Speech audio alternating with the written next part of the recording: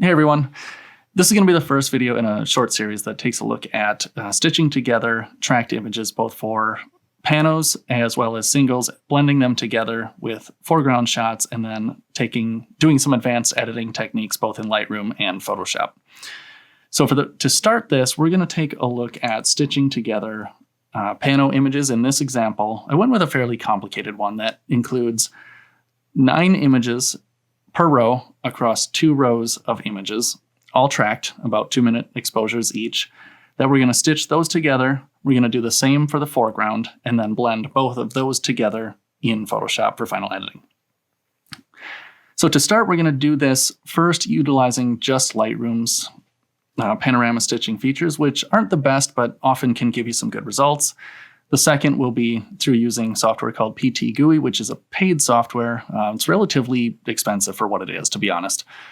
So if this is something you want to get deeper into, it's definitely worth buying. It's a far superior product. But if you're just getting started in it, I would suggest working primarily in Lightroom, getting comfortable with the process, seeing what you like about it before moving forward.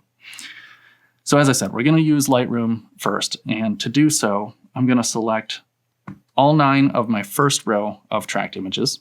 I'm going to simply right-click those, choose Photo Merge and Panorama. It's going to load these here, and you'll see it says it can't do it right now. It's because I have the perspective projection selected to start. More than likely, I'm going to want spherical or cylindrical. In my case, because I did 2 rows of this, the spherical projection will be the better option. And when I choose that, you see the preview comes together pretty quickly, and it looks, at first glance, it looks pretty solid. So we're going to go ahead and hit merge on that with none of these other settings adjusted. We'll keep all of that turned off, including this boundary warp at 0. So we'll hit merge, let that process. And while it's doing that, I'm going to run the same process for the next set of images. Select those, right click, photo merge, and then panorama.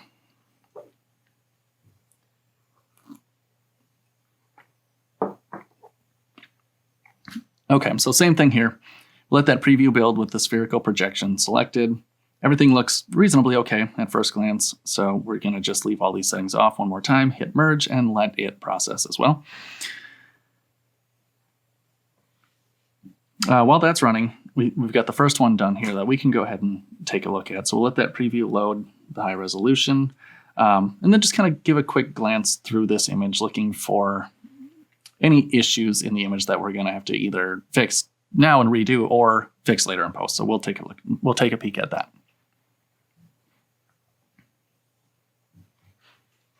Okay, so we'll just slide through this image a little bit, see if there's anything that sticks out.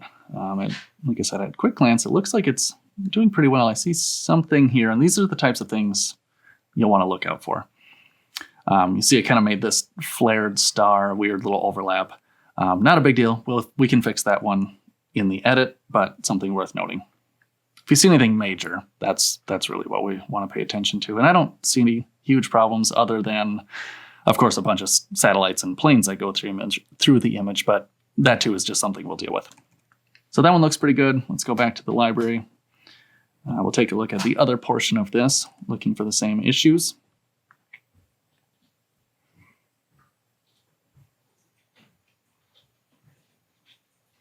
And again, at a quick glance, I don't see anything that's really standing out as a huge problem. So we're going to call that good. All right, then the next step, with both of these pieces prepped, we're going to select those 2 panels that we put together and merge those into our final piece for the sky. So again, photo merge, panorama, and the difference in this one is going to be the projection that we select. More than likely, the spherical, cylindrical aren't going to look great or work as well because we've actually tilted our camera up and created a bit more perspective with this. So we're going to choose that one. It looks like it did a decent job pulling those together. And just as before, we're not going to change anything with the boundary warp, filling edges, so on and so forth. But just to see what that does, all it's going to do is just try to stretch this out to fill the area, which we don't want to be stretching anything right now. We can do that ourselves later. And then the same thing with this fill edges. It's just going to calculate and kind of fill in false pixels for that, which we don't want either. So we'll turn those off, go ahead and hit merge, and let it process to produce our final piece. And then, of course, we'll take a look at that again to find any problem areas. Okay, so it finished outputting that file.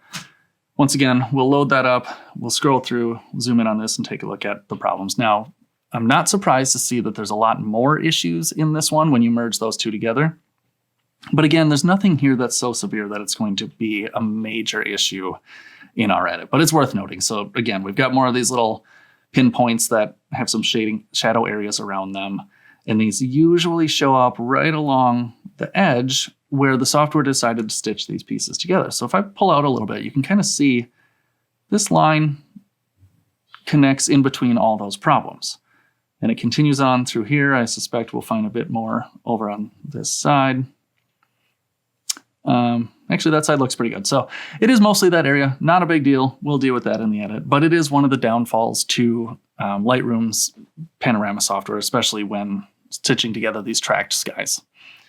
So we're going to set this one aside for now, and we're going to come back and do the same process, but utilizing the PTGui software, which is a little bit more complicated, but like I said, it yields a lot better results. Now, before we do that, you can do a light edit on your images if you're using the Photoshop or the Lightroom software as well. I prefer to show you this both ways. Personally, I would do a slight edit on it first, just to make this a little bit easier. But with the PTGui software, it's a lot simpler to do the basic edits, stitch that together, and then you'll have your pieces ready for later. So to start, I'm going to select all of my sky images, excluding the Panos that I just put together. And we're going to go over to the Develop module, and within the Basic tab, all I'm going to do is adjust the white balance first. And you've probably seen this trick before. If you've worked with me, watching my videos, or even, honestly, it's all over the internet now. But increasing the vibrance and saturation to 100%, and then adjusting the temp back and forth until that's an even balance. And what I'm looking for is kind of a blend between yellow and blue, roughly 50%. This is kind of a eyeball it and figure it out type thing. And then the same for the tint. I don't want fully green. I don't want fully purple. I want that balance in between. Okay. Then when I reset the vibrance and saturation back to 0, we should have a generally neutralized image to work with. From there, I'll typically pull down the highlights a little bit, increase some shadows just a little bit, and then I will come down to the lens corrections. And it's fine to keep the chromatic aberration turned on, the profile correction if you like with that, if it recognizes your lens. However, I would suggest turning this distortion all the way down to 0, just so we're dealing with the images as they were captured. Then from there, with all of these still selected, we're going to hit sync. We'll check all of the options and then synchronize those edits across all of those frames. And when that's complete, I'm going to actually export some new TIFF files to work with in PTGui. So I've got a preset set up here for that, so I'll select that. We'll choose where we want these files to go. I'll make a folder called TIFFs, choose that, and then just double check our settings. I'm not going to rename anything. I'm not going to change any image resizing or anything else, but I do want to make sure that the file format is set at TIFF, compression is none. We're going to make sure the bit depth is at 16 bits instead of 8. This is very important. And then the color space, Adobe RGB 1998, just for the widest color gamut to work with. Yep. Then we're going to hit export and let those process. Okay, so with those processed, those exported, we're going to flip over to the software PTGui Pro. And the default screen you'll see here is just this. It's asking you to load in the images that we're working with.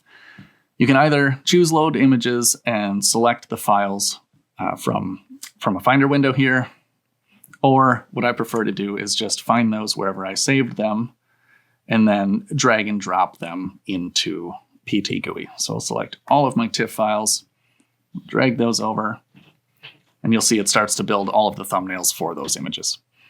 Now, one thing to check here, it should read this from the EXIF data of the images. It knows that I've shot this on a 15mm rectilinear lens. The camera is full frame.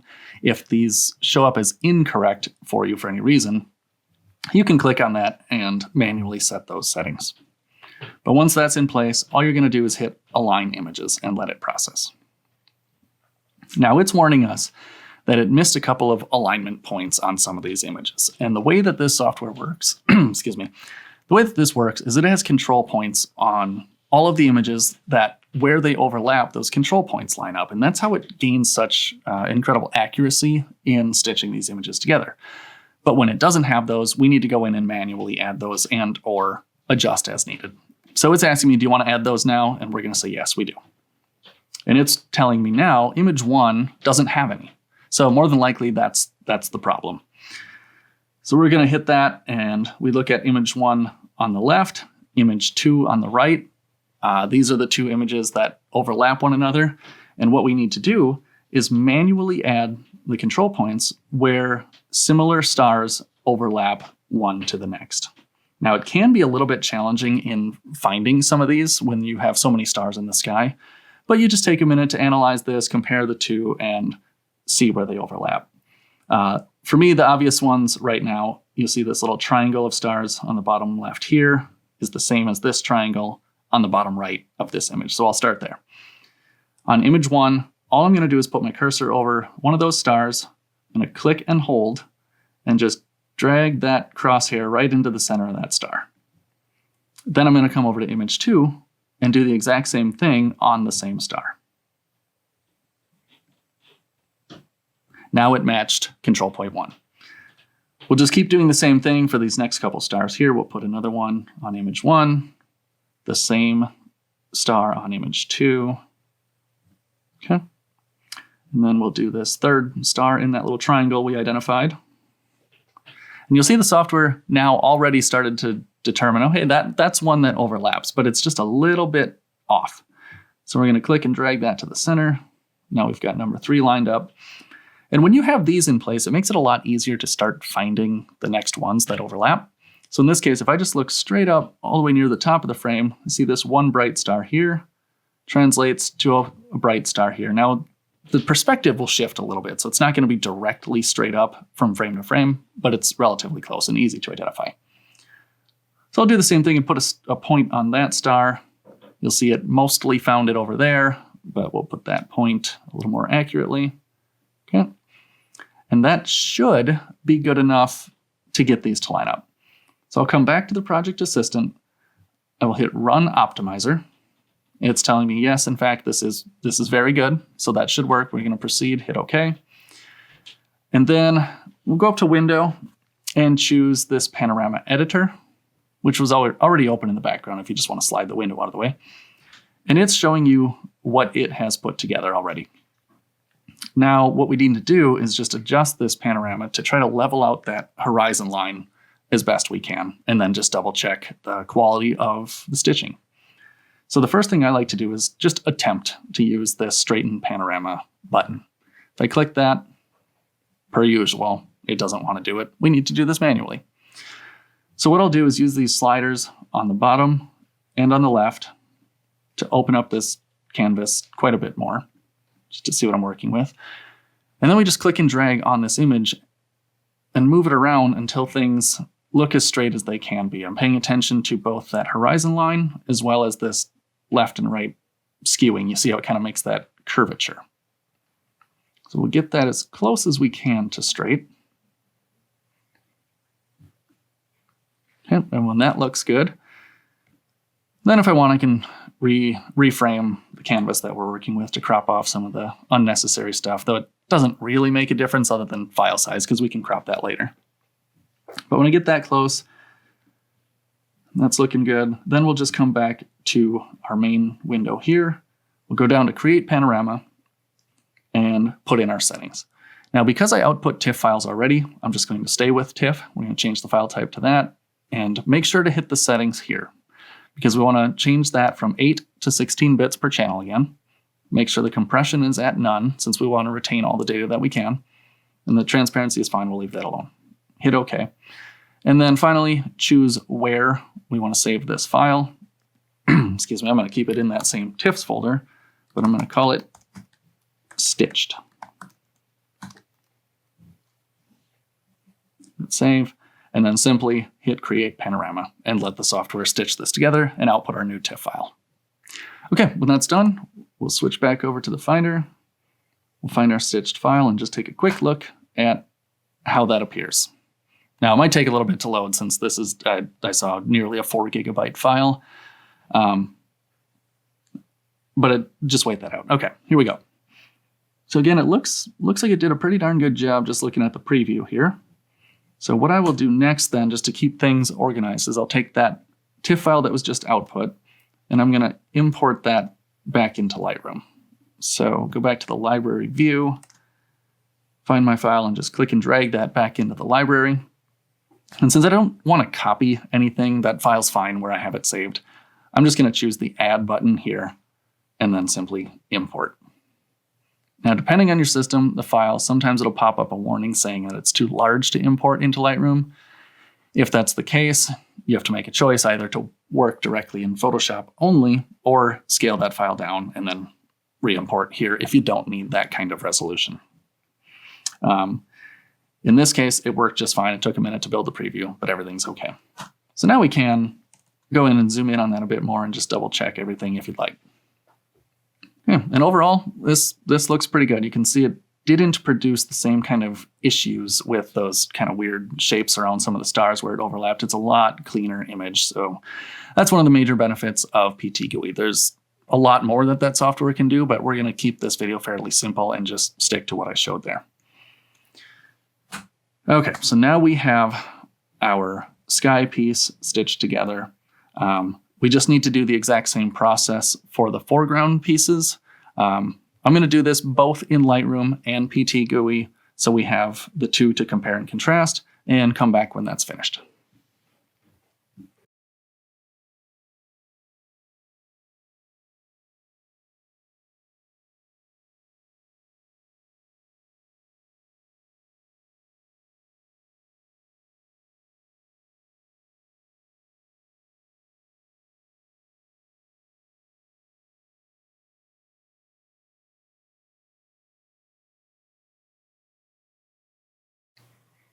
Okay, so now that that's complete, I've got my sky Panos stitched together, both utilizing Lightroom and PTGui, as well as the foreground pieces stitched together in Lightroom and PTGui.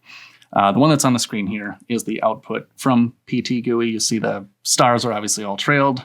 The foreground's nice and sharp.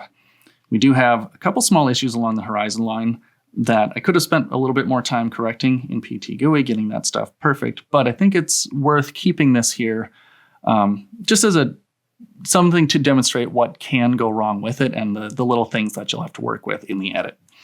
Now, this is, of course, a much more complicated image. One of the reasons I chose this for the demonstration purposes, but when we continue on with the other pieces, I'm going to use a little bit simpler of an image so you can kind of see a little bit of both sides of things. But now that we've got these pieces ready, the next step is going to be getting the basic edits applied to those, bringing everything into Photoshop, and starting to blend those two together into a single piece for further edit. So we'll look at that in the next video. We'll see you there.